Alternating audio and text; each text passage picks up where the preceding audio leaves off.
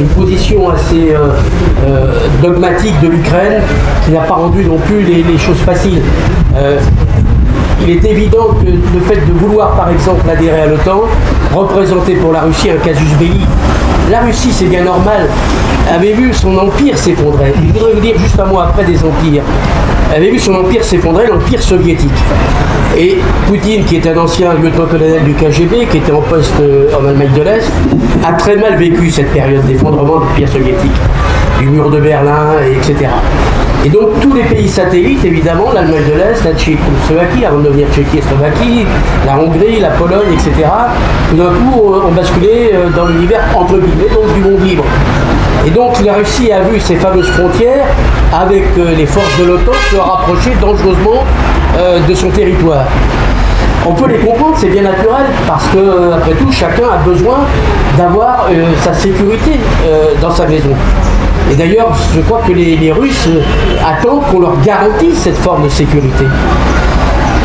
Alors aujourd'hui, malheureusement, je serais tenté de dire que l'effet obtenu aujourd'hui va être contraire à celui recherché.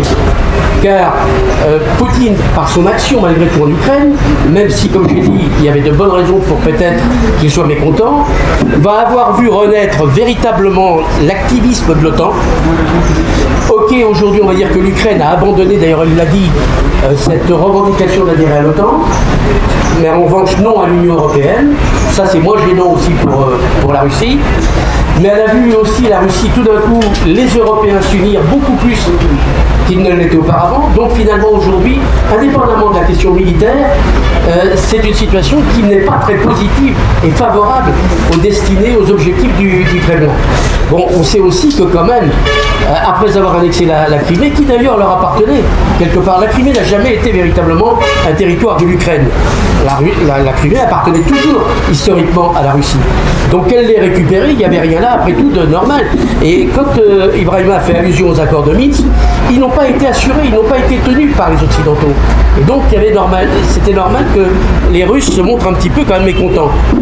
Et donc aujourd'hui la revendication est surtout le Donbass, les fameuses républiques effectivement de...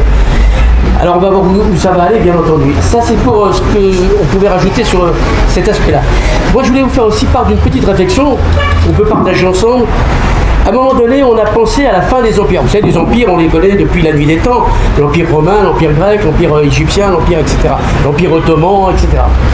Mais avec l'effondrement de l'empire soviétique, le dernier grand empire, on pensait qu'on en avait fini véritablement avec les empires.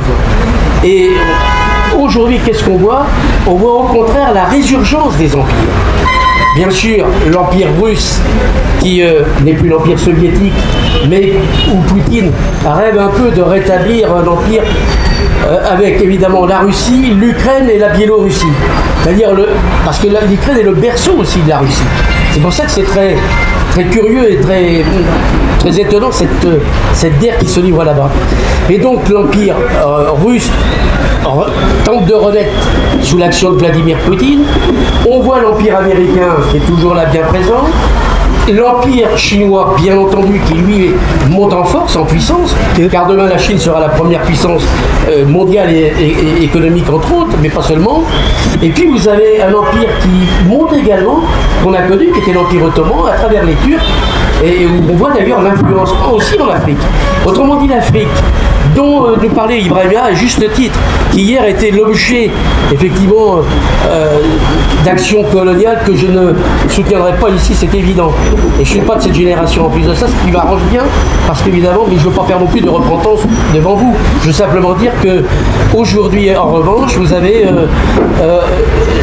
la Russie qui s'intéresse de plus en plus à l'Afrique, comme il vient de vous le dire. Après s'être intéressé notamment aussi à la Syrie, à la faveur des événements récents, et puis la Turquie qui s'intéresse de plus en plus aussi à l'Afrique. Donc vous voyez, vous êtes aujourd'hui, vous-même, l'Afrique, un véritable enjeu pour les Russes, les Américains, les Français et aussi les Turcs. Donc vous voyez, tout ça, c'est une situation extrêmement complexe. Merci beaucoup. Au Mali, le Burkina Faso, le Tchad, la Guinée, etc., on est maintenant des régimes militaires. Et vous avez la chance, le privilège, mais un signe, et une chance exceptionnelle d'avoir, vous, une longue tradition démocratique. Quand on voit les pays, j'en parlais avec quelques invités tout à l'heure, le Mali n'a jamais eu une longue tradition démocratique. Depuis l'indépendance, il n'a connu que des coups d'État. Le Sénégal, aucun. Et vous avez eu des grands présidents. Je ne vais pas évidemment parler de Paul Sandor, qui est un personnage éminent, admirable, membre de l'Académie française. Vraiment, voilà, c'est un totem pour moi, si vous voulez, Sandor. Et donc, vous voyez, vous avez cette chance d'avoir d'être un pays d'une profonde démocratie, où la démocratie est ancrée profondément.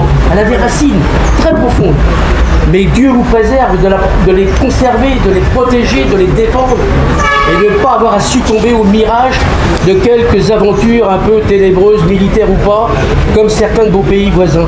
Parce que on part dans des aventures, on ne sait jamais trop comment, malheureusement on n'en vient jamais dans de bonnes conditions. Donc je vous souhaite vraiment le meilleur pour le Sénégal, qu'il le mérite. Donc la Teranga, c'est vraiment ça.